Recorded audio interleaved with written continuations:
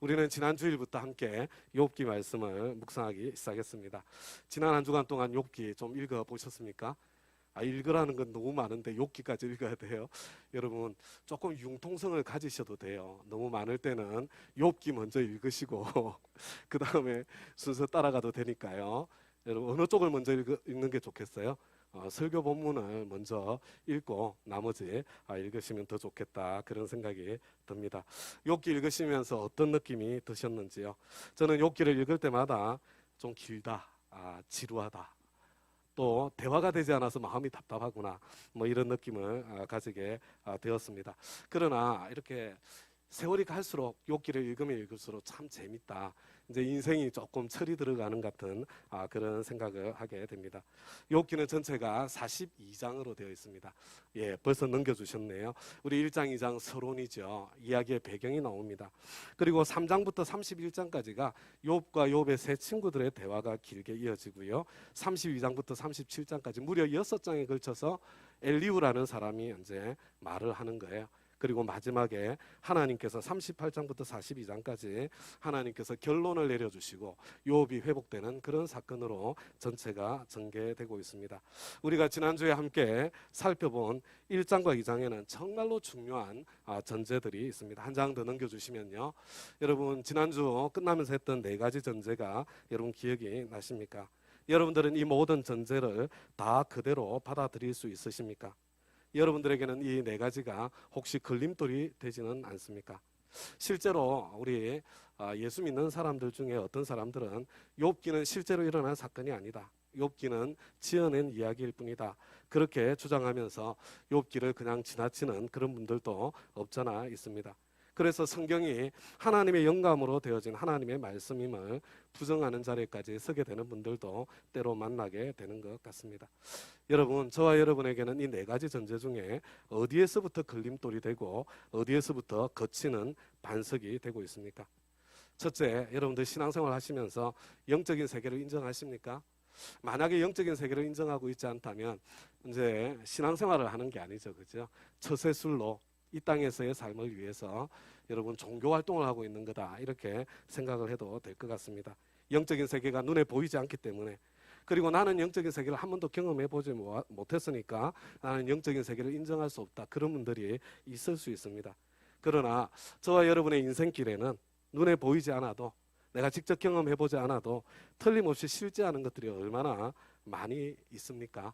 여러분, 이렇게 많은 사람들이 영적인 세계를 바라보고 걸어가고 있다면, 그렇다고 하더라도 내가 한번 이게 실제 존재하는 건지 한번 경험해 보아야 되겠다, 뭐 실험해보는 마음가짐 정도는 가질 수 있지 않겠습니까? 둘째로, 우리가 살고 있는 이 세상의 일들이 영적 세계의 깊은 영향력 아래 있다는 거, 이거 받아들일 수 있으세요? 여러분, 만약에 정말로 이것을 욥기가 지금 말씀하는 대로 그것을 받아들인다면, 내가 지금 경험하고 있는 인생의 많은 문제들, 내가 다른 방법으로 해결하려고 하기 전에 먼저 영적으로 해결하기 위해서 노력해보는 게 필요하지 않겠습니까? 영적인 세계에서 어떤 일이 펼쳐지고 있을까 관심을 가지고 한번 나아가 보아야 되지 않을까요? 그리고 셋째로, 하나님께서 허락하지 않으시면 사탄은 저와 여러분에게 아무것도 할 수 없다는 것, 그거 정말로 인정하십니까? 그렇다면 저와 여러분의 인생에 일어난 좋은 일들 뿐만 아니라 저와 여러분의 인생에 일어난 나쁜 일, 때로는 끔찍한 일들조차도 하나님께서 뜻과 목적이 있어서 하나님께서 허락하신 가운데 최소한 펼쳐지고 있다는 그런 의미가 아니겠습니까? 만약에 그것이 정말로 사실이라면 내 인생에 펼쳐진 나쁜 일들에 대해서 불평, 불만, 원망, 근심, 걱정, 염려하기 전에 나를 사랑하시는 하나님께서 왜 이것을 나에게 허락하셨을까? 여러분, 그것을 생각해보고 거기에 응답하는 것이 올바른 태도가 아니겠어요? 여러분, 넷째로, 내가 아무리 하나님을 사랑하고 하나님을 열심히 섬겨도, 내가 의인의 삶을 산다고 하더라도 하나님께서 내 인생에 고난을 허락하신다면 그것을 넘어서 때로 하나님께서 의도적으로 하나님 사랑하고 열심히 섬기고 있는데 나를 고난의 자리에 밀어넣기까지 하는 그런 일이 실제로 있다면, 여러분, 그럼에도 불구하고 나는 계속해서 하나님을 섬겨야 될 이유가 있을까요? 저와 여러분 안에 그런 이유를 마음속에 가지고 간직하고 있습니까? 여러분, 저와 여러분에게 이 첫째, 둘째, 셋째, 넷째 어디에서부터 걸림돌이 되고 어디에서부터 마음이 거북해지십니까? 욥기는 저와 여러분에게 정말 어려운 질문을 계속해서 던져주고 있습니다. 그러나 대답은 욥기 42장까지 가야만 하나님의 대답을 들을 수 있습니다. 우리 한 장 더 넘겨주시기 바랍니다.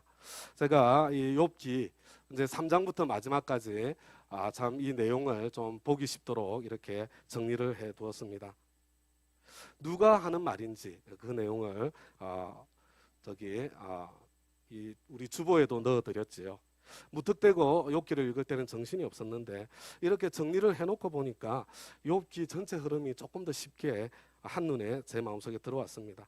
여러분, 욥 한 사람을 두고 욥의 세 친구 엘리바스, 빌다, 소발 이 논쟁이 세 차례 반복되고 있는 것입니다.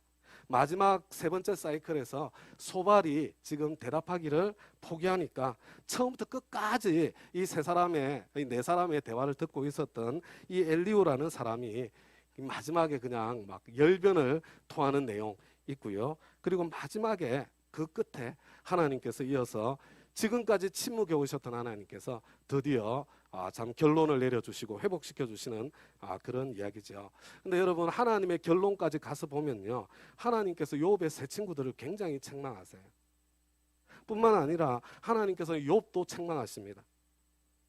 어떤 면에서 보면 하나님께서 욥과 세 친구들의 말을 인정하지 않으신 거예요.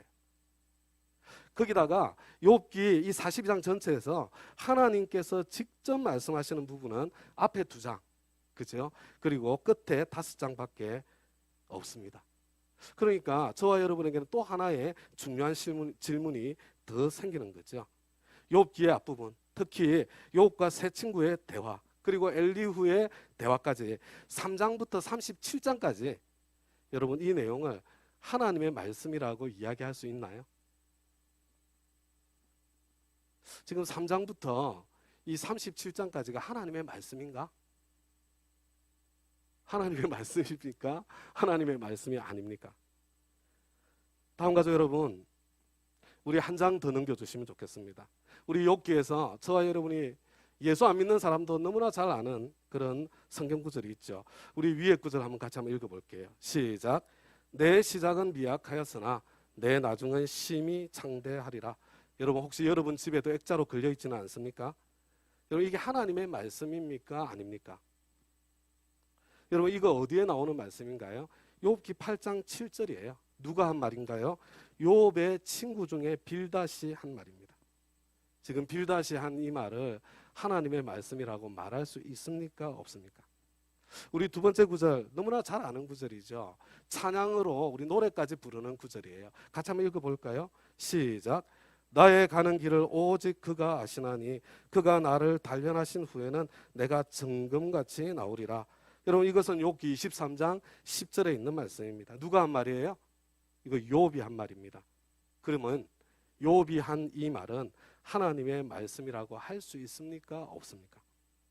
성경에 나온다고, 그리고 내 마음에 든다고, 나에게 감동이 된다고, 여러분, 다 하나님의 말씀이 될 수는 없는 것입니다. 그렇다고 이건 하나님 말씀이 아니에요, 그렇게 말할 수도 없는 거예요. 이게 쉬운 문제가 아닙니다. 그러면 여러분, 욥기를 읽을 때 이렇게 읽으면 어떨까요? 욥기 1장 2장은 틀림없이 하나님 말씀이잖아요. 3장부터 37장까지는 하나님의 말씀인지 아닌지 좀 헷갈려 애매하잖아요. 그러니까 건너뛰고 1장 2장 읽고 난 뒤에 바로 하나님께서 직접 말씀하시는 38장부터 욥기를 읽는다면 저와 여러분이 욥기를 통해서 하나님께서 말씀해 주시는 하나님의 메시지를 들을 수 있을까요? 없을까요? 여러분, 그럴 수가 없는 거죠. 우리는 가끔 다른 사람들이 한참 대화를 하고 있는 중에 끼어들면 바로 그 대화에 들어가기가 힘든 경우가 있습니다. 대화의 맥락과 흐름을 알아야 지금 이분이 말하고 있는 내용이 진짜 의미하는 바가 무엇인지, 말하는 분의 의도를, 맥락을 알아야만 제대로 알 수 있기 때문에 그렇습니다.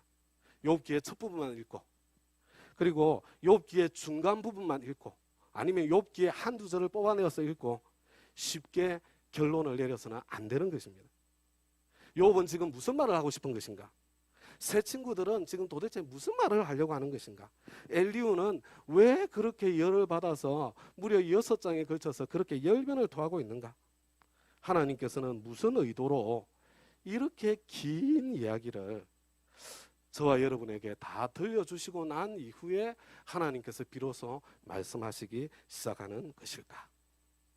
욥기를 읽어가면서 하나님의 의도, 하나님의 메시지를 신중하게 들을 수 있기를 우리 주님의 이름으로 부탁드립니다. 그래서 여러분들이 욥기를 함께 읽지 않으면 설교가 될 수가 없어요. 욥기만큼은.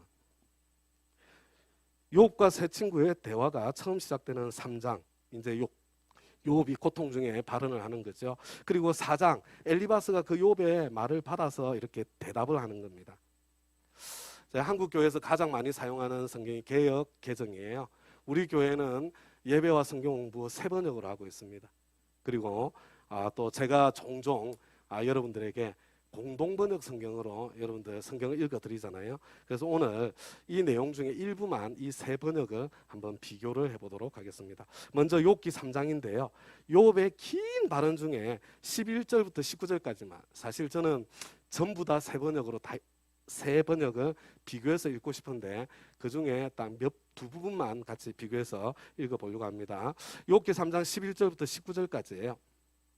제가 먼저 개역으로 읽어드릴 테니까요. 여러분은 눈으로 한번 따라와 보세요.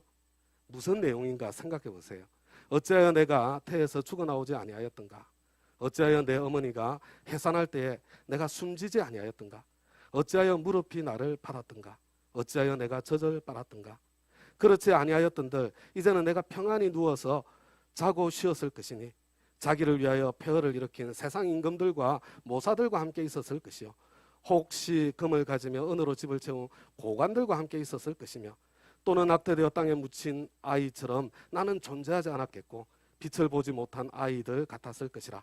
거기서는 악한 자가 소요를 그치며 거기서는 피곤한 자가 쉼을 얻으며 거기서는 갇힌 자가 다 함께 평안히 있어 감독자의 호통 소리를 듣지 아니하며 거기서는 작은 자와 큰 자가 함께 있고 종이 상전에게서 놓이느니라.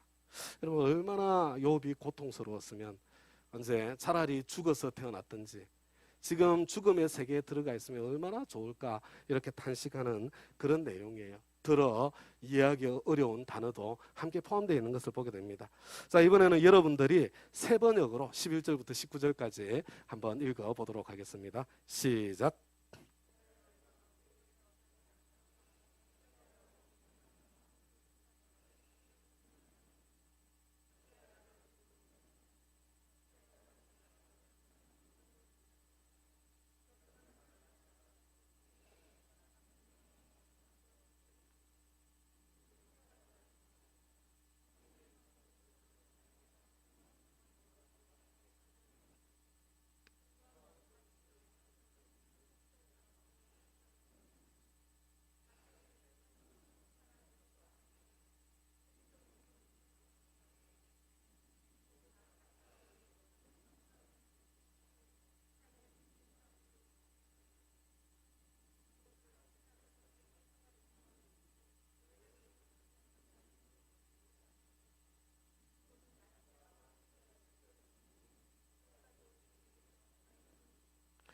모르는 단어가 거의 없고 뜻이 좀 더 선명하게 이렇게 이해되고 전달되었을 것이라고 이렇게 생각이 되어집니다. 자, 이번에는 공동번역으로 읽어드릴 테니까 여러분 눈으로 따라 읽으시면서 무슨 차이가 있나 생각해 보세요. 내가 어찌하여 모태에서 죽지 아니하였으며 나오면서 숨지지 아니하였는가? 어찌하여 나를 받을 무릎이 있었고 어찌하여 내가 빨 젖이 있었던가? 나 지금 누워서 안식을 누릴 터인데 잠들어 쉬고 있을 터인데 저 허물어진 성터에 궁궐을 세웠던 지상의 왕들과 고관들과 나라니 황금을 자랑하고 은으로 집을 채웠던 성주들과 나라니 나는 어찌하여 낙태되어 묻힌 핏덩이가 되지 못하였는가? 빛도 보지 못한 벌거숭이가 되지 못하였는가? 그곳은 악당들이 설치지 못하고 삶에 지친 자들도 쉴 수 있는 곳, 포로들도 함께 안식을 누릴 수 있고 노예를 부리는 자들의 욕설도 들리지 않는 곳, 낮은 자와 높은 자의 구별이 없고 종들이 주인의 소나기에서 풀려나는 곳. 여러분 똑같이 욥의 고통이 담겨 있지만 참 공동번역은 아름답게 참 표현을 참 아름답게 시처럼 이렇게 표현하고 있구나 그런 느낌이 들지 않으십니까? 여러분 사장을 비교해서 읽어보면 차이가 훨씬 더 크게 느껴지는 것 같아요. 사장도 1절부터 9절까지만 우리 함께 같은 방식으로 한번 읽어보겠습니다. 제가 먼저 개정개혁판으로 읽어드릴 테니까요. 내 마음속에 어떤 느낌이 드는지 한번 생각하며 눈으로 따라와 주시기 바랍니다. 대만 사람 엘리바스가 대답하여 이르되 누가 내게 말하면 내가 실증을 내겠느냐 누가 참고 말하지 아니하겠느냐 보라 전에 내가 여러 사람을 훈계하였고 손이 늘어진 자를 강하게 하였고 넘어지는 자를 말로 붙들어 주었고 무릎이 약한 자를 강하게 하였거늘 이제 이 일이 내게 이름에 내가 힘들어하고 이 일이 내게 닥침에 내가 놀라는구나. 내 경외함이 내 자랑이 아니냐 내 소망이 내 온전한 길이 아니냐. 생각하여 보라. 죄 없이 망한 자가 누구인가 정직한 자의 끊어짐이 어디 있는가. 내가 보건대 악을 밭갈고 독을 뿌리는 자는 그대로 거두나니 다 하나님의 이 기운에 멸망하고 그의 콧김에 사라지느니라. 자, 이번에는 여러분들이 세 번역으로 한번 읽어보겠습니다. 시작.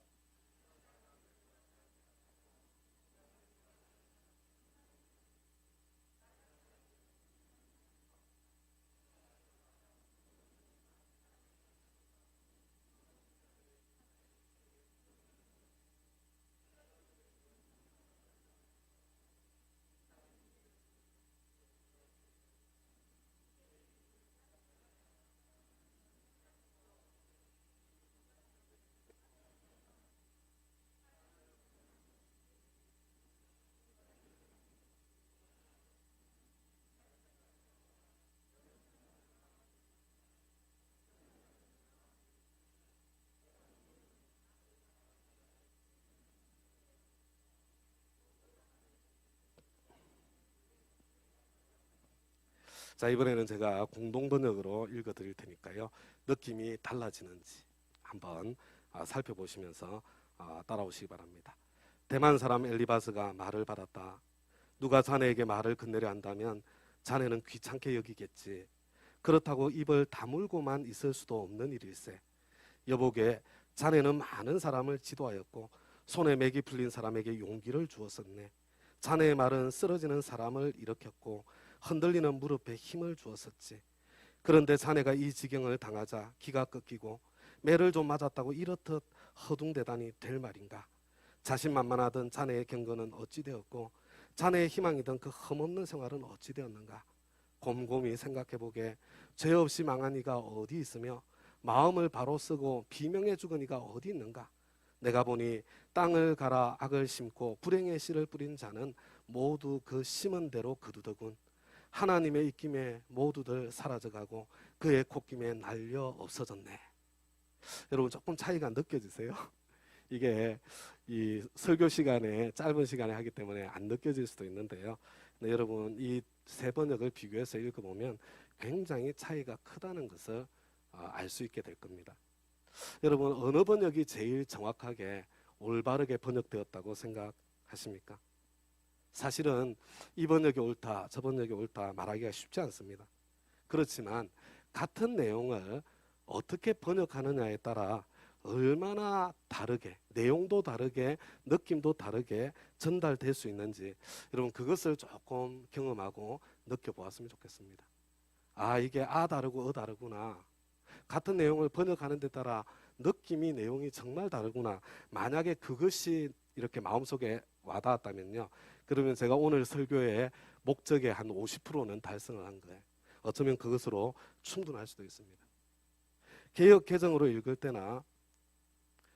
때보다 세 번역으로 읽으면 뜻이 더 선명하게 전달되는 것 같습니다. 그런데 공동 번역으로 읽을 때는 더 따뜻하게 느낌까지 더 생생하게 전달되는 것 같습니다. 저는 이 욥기를 공동 번역으로 읽는 거 참 좋아하는데요. 다 좋은데 한 가지 아쉬운 부분이 있었어요.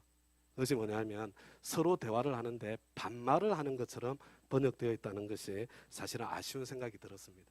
왜냐하면 엘리바스는 욥의 친구였지만 욥보다 나이가 한참 많은 사람이었거든요. 나중에 알게 돼요. 절대로 욥이 엘리바스에게 반말을 했을 리가 없거든요. 우리나라 상황이라면.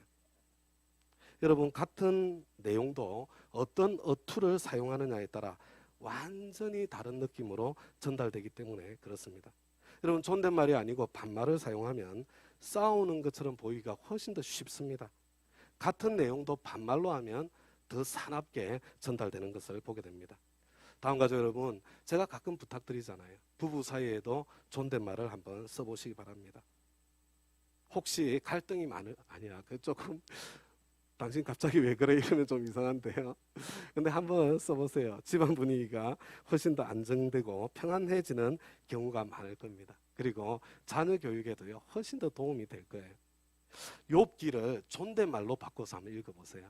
저는 가끔 성경을 예수님의 말씀 뭐 이렇게 이 어투를 바꾸어서 제가 읽기를 하거든요. 여러분 느낌이 완전히 달라지는 것을 보게 될 것이에요. 그리고 이 공동번역을 읽으면서 느끼는 두 번째는요. 야, 공동번역의 이 욥기는 말들이 정말 아름답고 표현력이 정말 뛰어나다 이런 느낌이 들어요. 실제로 욥기는 시편, 잠언, 전도서, 아가서와 더불어서 시가서로 분류를 합니다. 여러분 시와 노래의 장르로 쓰여진 책이 욥기라는 그런 뜻이에요. 마치 과거에 이방원이 정몽주에게 이런들 어떠하리 저런들 어떠하리 만수산 드렁치기 얽혀진들 어떠하리 우리도 이같이 얽혀서 100년을 누리리라 시조로 말을 긁잖아요. 정몽주가 이방원에게 이 몸이 죽고 죽어 100번 고쳐주고 백골이 진토되어 넋이라도 있고 없고 님 향한 일편단심이야 변할 줄이 있으랴 시조로 노래로 대답하잖아요.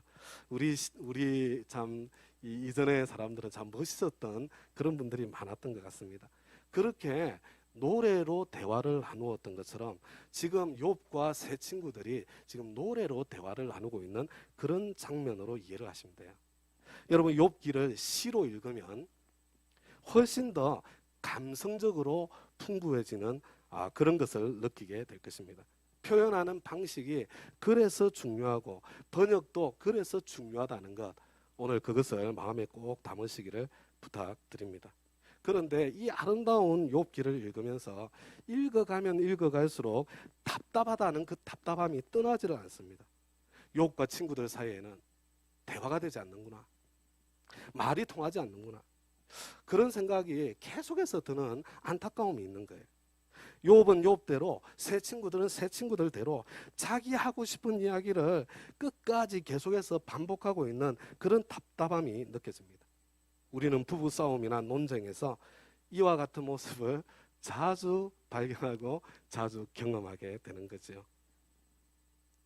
공감적으로 대화하지 못하고 방어적으로 대화를 하기 때문에 그렇습니다. 우리는 언제 방어적으로 변하게 되던가요? 여러분, 저와 여러분은 내가 공격당하고 있다고 느끼면 항상 방어적으로 변하게 되어 있습니다. 언제 공격당하고 있다고 느껴지던가요? 여러분 유 메시지를 들을 때 너, 당신 이런 표현이 들어갈 때는요. 어떤 내용이든지 1차적으로 공격당한 그런 느낌이 들고요. 그리고 긴장하게 되어 있고요. 그리고 방어적으로 변하게 되는 것을 보게 됩니다. 그리고 비난과 정죄를 당할 때 방어적으로 변합니다. 여러분 그런 이 유 메시지를 하거나 공격을 하거나 비난과 정죄를 하게 되면 언제나 방어적인 대화가 전개될 수밖에 없는 것입니다. 다음 가족 여러분, 욥기 3장은 어떤 내용입니까? 욥기 3장에서 욥이 무엇이라고 말했습니까? 욥이 상당히 오랜 기간 동안에 고통을 당하고 있습니다. 그 고통이 그 지독한 고통 끝에 욥이 입을 열어서 뭘 해요? 자기의 생일을 저주를 해요. 차라리 내가 태어나지 않았더라. 그리고 이어서 죽음을 찬양하는 겁니다. 기왕에 태어날 운명이었다면 차라리 죽어서 태어났더라면 얼마나 좋았을까. 그냥 태어나자마자 죽었더라면 얼마나 좋았을까 탄식하면서 내가 지금이라도 당장에 죽었으면 좋겠는데 왜 하나님께서는 내 생명을 거두어 가지 않으시는가. 죽여주지 않으시는 하나님에 대한 원망이 담겨 있는 거죠. 여러분 욥은요 이 3장에서 철저하게 자기의 고통, 자기의 아픔을 지금 토로하고 있는 겁니다. 얼마나 힘들었으면 자기의 아픔을 이렇게 토했겠어요. 그런데 여러분 여기에 대한 엘리바스의 대답이 무엇인가요? 우리 파워포인트 한 장 넘겨주시기 바랍니다. 제가 특별히 2절 말씀을요 세번역과 공동번역까지 제가 나란히 병렬을 해두었습니다.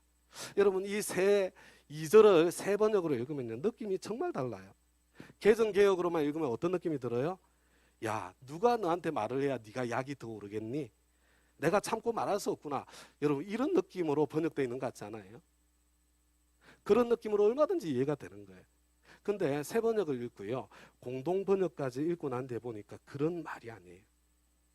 지금 상황에서 누구라도 너에게 말하면 네가 짜증이 나겠지. 너 짜증 날 것이라는 건 내 이해가 돼. 지금 그런 느낌이 들어있는 거잖아요. 그렇지만 이런 상황 속에서 누가 참고 말하지 않을 수 있겠니? 이렇게 시작이 되는 거예요. 지금 엘리바스는요 지금 욥이 누가 이야기를 해도 짜증이 날 수밖에 없는 그런 상황이라는 거, 힘들고 어렵다는 거 알고 있어요. 그런데 그런 상황이지만 자기는 지금 말하지 않을 수가 없는 거예요. 왜 말하지 않을 수가 없습니까?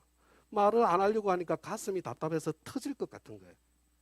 근데 여러분 엘리바스는 왜 가슴이 답답해서 터질 것 같을까요?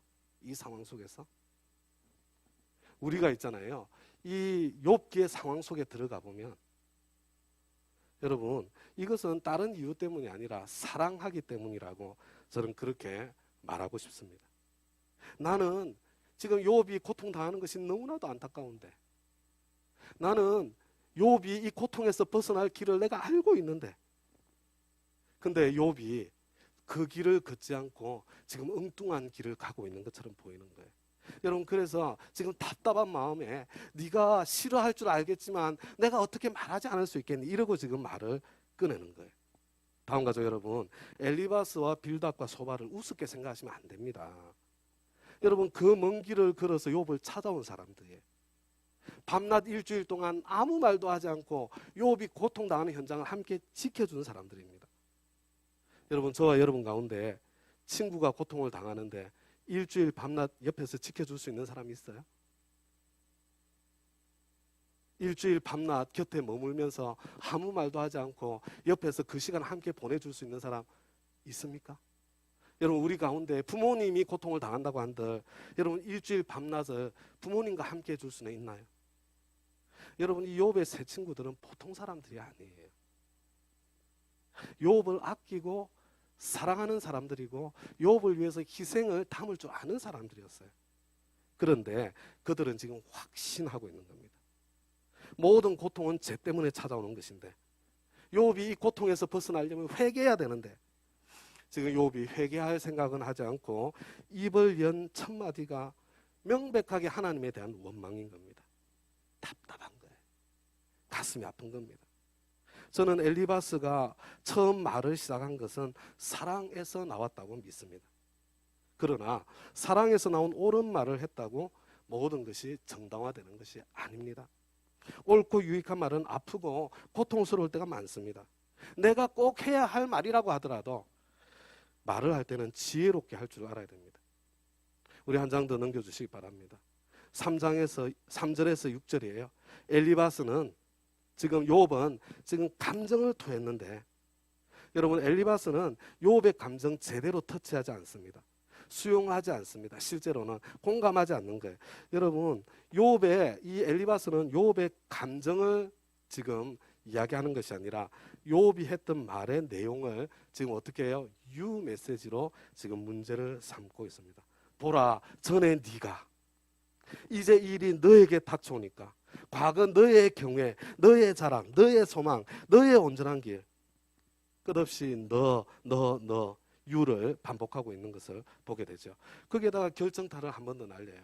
한 장 더 넘겨서 우리 7절, 8절, 9절을 보세요.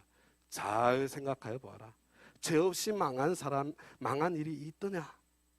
너의 죄 때문이다. 일이 이렇게 되었으면 회개할 생각을 해야지. 이 말 옳은 말이에요. 옳은 말처럼 보입니다. 그러나 욥에게는 옳은 말이 아니었습니다. 욥에게는 오히려 공격이 되고 비난이 되었습니다. 사실 우리는 욥의 사연을 가르쳐 주니까 알지 어떻게 욥의 사연을 알 수 있었겠습니까? 저와 여러분은 다른 사람의 사연까지 알 수 있는 존재들이 아닌 거예요. 욥은 죄 때문에 고난이 찾아온다는 걸 몰랐을까요? 아니요, 욥도 잘 알고 있었습니다. 욥은 자신에게 이런 엄청난 고통과 고난이 찾아온 후 끝없이 자신의 죄를 돌아보는 게 자기의 고백에서 다 배어 나옵니다. 그래서 나중에 여러분들 자세히 읽어보세요. 어린 시절에 기억도 나지 않는 죄까지 찾아내 보려고 애쓰는 욥의 모습이 자신의 고백 속에 다 담겨 있습니다. 그런데 친구들이 마치 자기가 그런 것조차도 모르는 사람인 것처럼, 하나님 앞에 회개하며 나아가 보지 않은 사람인 것처럼 자신을 무시하고 자신의 고통에는 공감해주지 않는 모습에 욥이 방어적으로 확 바뀌는 겁니다. 그래서 자기의 고통을 토로하던 욥이 5장에 들어가면요 바로 유로 바뀝니다. 유 메시지로. 그러니까 이번에는 이제 욥이 당신들 너 이렇게 나오니까 이 세 친구들이 또 자신들이 공격을 당했다고 느끼는 거예요.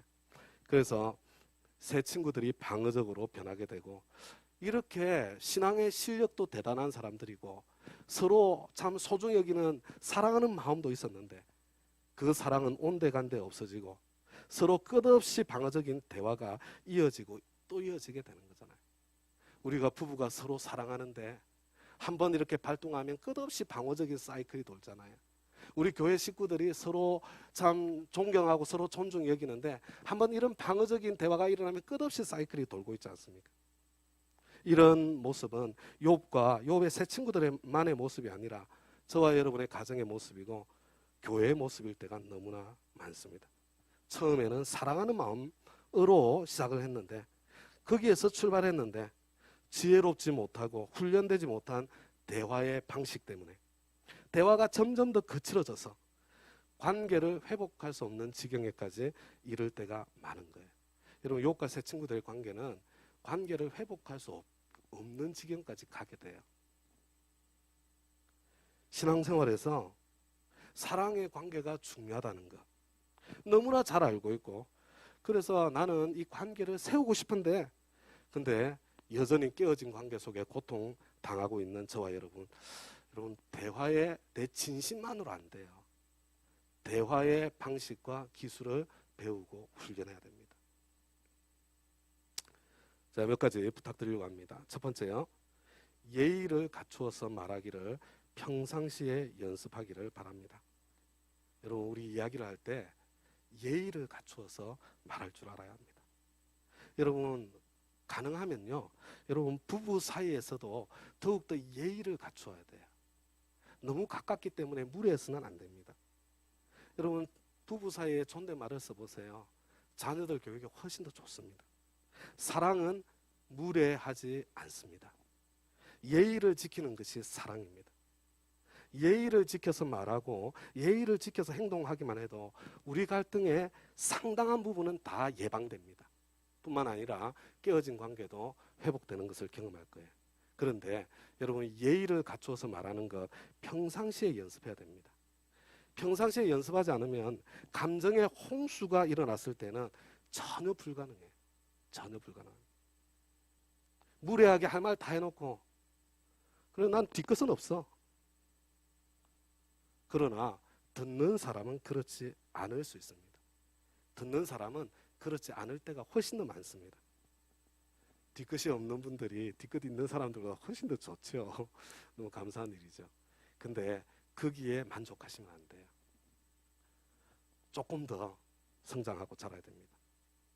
둘째로, 말하는 내용을 듣기 전에 말하는 분의 감정을 먼저 들으려고 우리가 함께 노력해야 되겠습니다. 우리 하버드 대학교 교수님이시면서 협상연구소라는 게 있대요. 하버드의 그 소장이신 다니엘 샤피로 박사, 지금도 소장인지는 모르겠어요.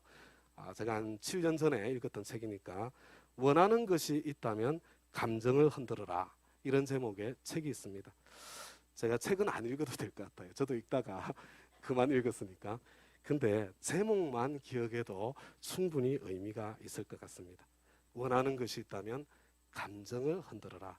저와 여러분 중요한 결정을 할 때 이성으로 결정합니까? 감정으로 결정합니까?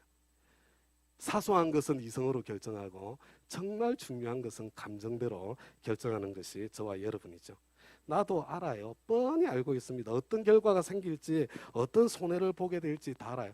근데 감정이 상하면, 기분 나쁘면, 나중에 후회할 것이 틀림없는데도 멈출 수가 없어요. 바보 같은 어리석은 결정을 하게 될 때가 얼마나 많았습니까? 다음 가족 여러분, 친해진다는 것, 우리 서로 관계가 친해진다는 건 감정을 나눌 수 있는 사이가 된다는 그런 의미입니다. 여러분, 서로 감정을 이야기할 수 없는 관계라면 그 친구라고 하기가 좀 힘이 들어요. 그렇죠? 여러분, 친구 사이도 감정이 나누어져야 친구거든요. 하물며 부부 사이야 오죽하겠습니까? 여러분, 만약에 감정이 서로 이렇게 흐르지 않는 부부 관계라면 그냥 무늬만 부부라고 생각해도 틀리지 않을 것 같아요. 한번 생각해 보세요. 우리 부부는 감정을 서로 나누기에 안전한 관계인가? 우리 부부가 혹은 우리 아이들과 함께 솔직하게 감정을 소통한 적이 언제 있었던가? 한번 생각해 보시기를 부탁드립니다. 사실은 저 같은 경우에는 감정을 솔직하게 흥분하지 않고 나눌 수 있었던 게 굉장히 시간이 많이 걸렸어요. 가트맨이라는 분, 존 가트맨, 제가 여러 번 말씀드렸잖아요. 이분은요, 미국의 기업과 교육의 미래가 가트맨 박사의 손에 달렸다. 누가 그렇게 찬사를 보냈는지 잘 모르겠습니다. 인류 역사상 가장 성공한 예언자다. 뭐 이런 찬사를 받았던 사람이에요. 근데 이분이 부부 상담 치료 전문가입니다. 근데 이분은요, 부부 싸움을 하는 첫 3분만 보아도 어떤 책에는 90초라고 돼 있고 어떤 데는 3분이라고 돼 있습니다. 근데 이 부부가 결혼을 몇 년 동안이나 이어갈 건지, 계속 같이 살 건지 이혼할 건지 지금까지 96%의 정확도로 예측을 했다고 합니다. 여러분, 근데 이분의 말씀이 부부 사이가 점점 나빠져서 결국 이혼하게 되는 진짜 이유는 성격 차이가 아니래요.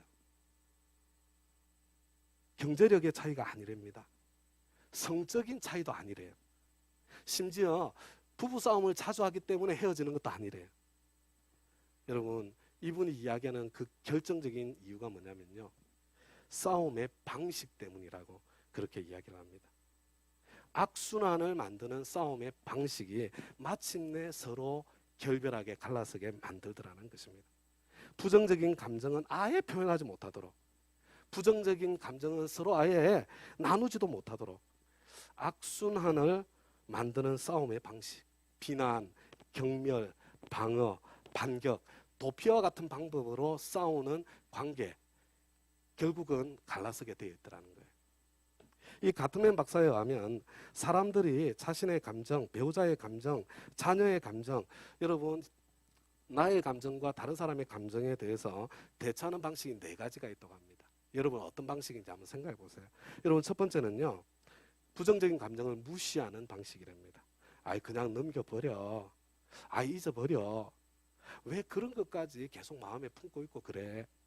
그냥 덮어버리고 지나가자는 거예요. 두 번째는요, 부정적인 감정을 그냥 무시하는 것을 넘어서 억압하는 스타일입니다. 더 나쁜 스타일이에요.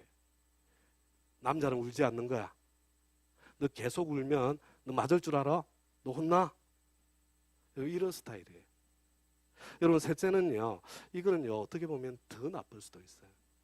부정적인 감정을 수용은 하는데, 그런데 그것을 마음대로 표출하도록 허용해 주는 스타일입니다. 부정적인 감정 인정하는데 마음대로 표출하도록 허용해 주는 그런 스타일이에요. 그렇게 되면 다른 사람들, 주위에 있는 사람들의 감정을 상하게 만들고 관계가 깨어지고, 그리고 결과적으로 자신에게 더 큰 상처가 돌아오게 되는 그런 방식입니다. 넷째로 가트맨 박사가 이야기하는 가장 건강한 방법이 부정적인 감정을 수용하되 그것을 표현하고 표출하는 방법을 가르쳐주고 훈련시켜주고 코칭해주는 그런 스타일입니다. 너 동생 때문에 화가 많이 났구나. 정말 속상하겠네. 너 지금 어떻게 했으면 좋겠니? 여러분, 수용하고 물어봐 주는 거예요. 동생을 한 대 때려 주었으면 좋겠어요. 그래? 그러면 동생을 한 대 때리면 무슨 일이 생길까? 정말로 그렇게 되어도 좋아? 그러면 어떻게 하면 좋을까? 감정을 먼저 받아주고요. 먼저 받아주고. 그리고 난 뒤에 그것을 어떻게 표현하면 좋겠는지, 가장 좋은 결과가 오겠는지 해결하는 방법을 먼저 스스로 할 줄 알아야 되고요. 그리고 자녀들에게 코칭해 줄 줄 아는 사람으로 우리가 인격이 성장해 가야 된다는 그런 이야기죠. 다음 가족 여러분, 많은 경우에 저와 여러분이 지금 가지고 있는 문제가 뭐냐면요, 제 나이 또래는 누구나 다 예외가 없을 가능성이 많습니다. 감정을 무시하거나 억압하도록 교육을 받아왔다는 것, 그게 우리가 가지고 있는 아픔이에요. 감정을 표현하는 것은 부끄러운 일인 것처럼, 죄악처럼, 귀찮은 일인 것처럼 여겨왔다는 것입니다.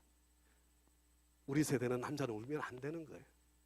그러면 혼나야 되는 겁니다. 그래서 사실 저의 경우에는요, 정말로 오랫동안 저는 제 안에서 일어나는 감정의 정체를 알 수가 없었어요. 이래 무엇인가가 이렇게 올라오는데 이 감정을 말로 표현해낼 수가 없는 거예요. 정체를 이렇게 어떤 감정이라고 설명을 할 수가 없는 거예요.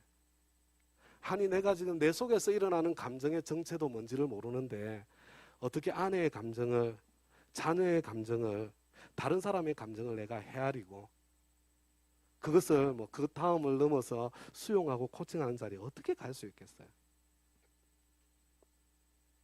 다음 가족 여러분, 감정은 내가 만들어내는 것이 아닙니다.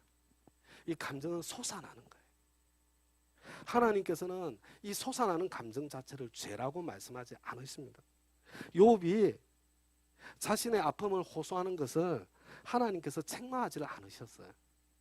욥은 옷을 찢고 머리를 미는 것으로 자신의 감정을 표현했지만 죄를 짓지는 않았습니다.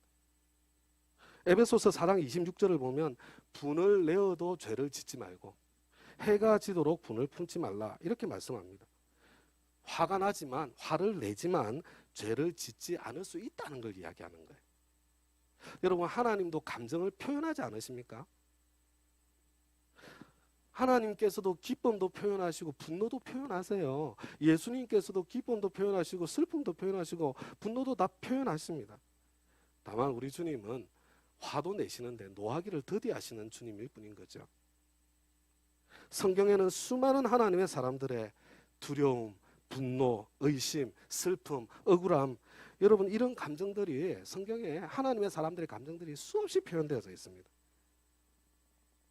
다윗보다 더 대단한 사람이 되려고 하고 모세보다 더 대단한 사람이 되려고 하는 사람이 너무 많은 게 문제예요. 우리 가운데. 감정은 솟아나는 것입니다. 솟아나는 감정에는 옳고 그름이 없습니다. 여러분, 그 감정을 지금 그 감정이 솟아나고 있는 그 존재 자체가 바로 나예요. 나 자신에게 정직해야 됩니다. 그러나 그것을 표현하는 방식은 훈련해야 됩니다. 그런 감정이 솟아나는 나를 비난하고 정죄할 필요는 없어요.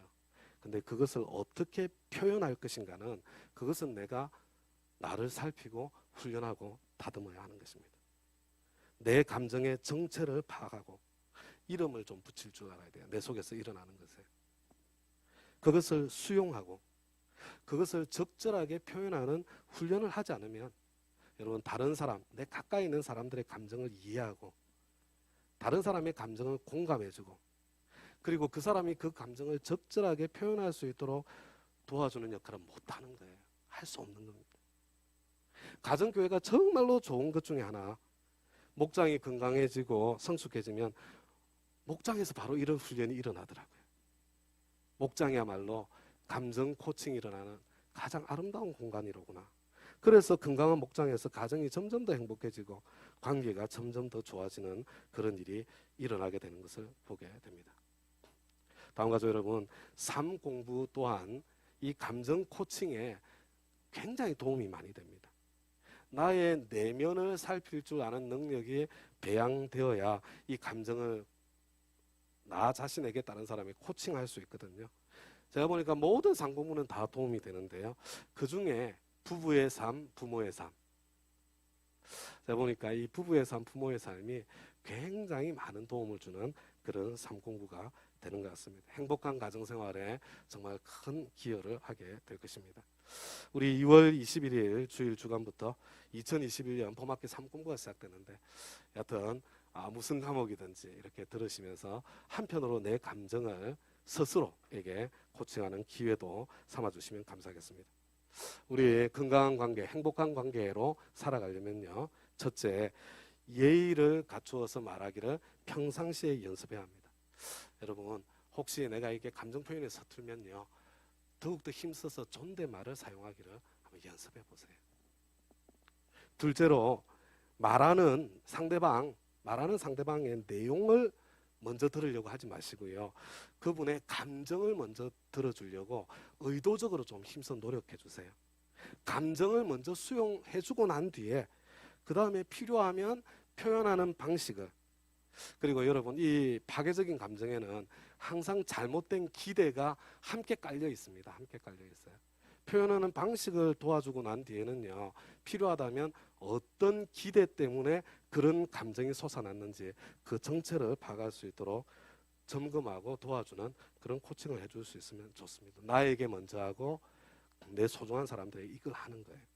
그리고 세 번째로 여러분 you 메시지 사용하지 마시고 I 메시지 사용하기를 계속해서 힘써 주시면 좋겠습니다. 여러분 you 메시지는 언제나 공격적인 느낌을 주고 그래서 상대방을 방어적으로 만들게 되어 있습니다. 여러분 똑같은 말을 할 때 주어를 나로 바꾸셔야 돼요. 나는 이런 상황에서 이렇게 느껴. 나는 이런 상황에서 내가 기대하고 소망하는 것은 이런 것이야. 여러분 엘리바스는 그래도 처음에 출발 잘했던 것 같은데요. 만약에 조금 더 신경을 써가지고 욥 자네 정말로 힘들고 속상한 모양이네. 나도 곁에서 지켜보면서 말로 다 할 수 없는 안타까움을 느끼고 있다네. 말로 표현해야 할 거 아니에요. 같이 있는 것을 넘어서. 그러나 자네도 이미 알고 있는 것처럼 우리가 지금 이 상황에서 어디다 기댈 수 있겠나. 그래도 하나님 한 분밖에 없지 않나.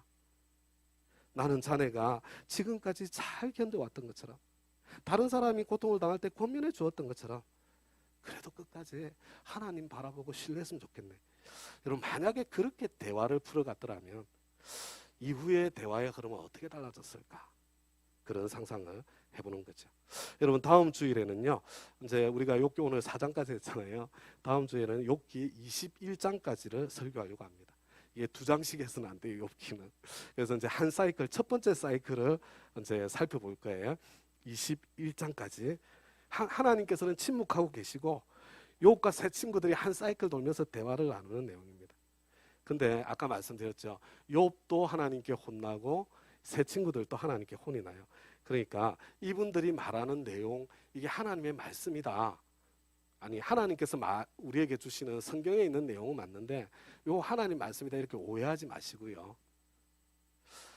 좀 양이 많아도 제가 부탁드렸잖아요. 이번에 그 욥기를 읽을 때는 좀 세번역으로도 읽고 공동번역으로도 읽고 개역 개정으로도 읽고요. 좀 비교해서 읽어보세요. 재밌습니다. 그리고 훨씬 재밌어요. 자세히 한번 살펴보시면서요. 첫 번째, 지금 욥이 말하려고 하는 지금 요지가 뭐지? 그 다음에 이 지금 친구들이 말하려고 하고 있는 요지는 뭐지? 그리고 이 사이에 어떤 감정이 지금 흘러가고 있지? 근데 하나님께서 왜 이 긴 이야기를 내가 듣도록 내가 보도록 이 긴 이야기를 왜 여기다가 넣어두셨지? 이해가 되시죠? 그죠? 하나님이 이것을 나에게 들려주시는 의도가 무엇이겠는지 여러분 그것까지 생각하시면서 욥기 읽기 이제 어떻게 되는 거 1장부터 아직 시작 안 하셨으면 몇 장까지? 21장까지 그렇게 읽고 우리 다음 주일 욥기의 이야기를 더 펼쳐갈 수 있기를, 그리고 42장까지 가서 이 하나님의 대답을 저와 여러분이 들을 수 있게 되기를 바랍니다. 이제 우리 다 함께 자리에서 일어나셔서 나의 모든 관계들을 이렇게 좀 되돌아보시면서요. 하나님 앞에 관계의 사람으로 더 성장하고 자라가고 싶습니다. 그런 마음을 담아서 내게 허락하신 시련을 통해 우리 두 번 반복해서 하나님 앞에 찬양하겠습니다.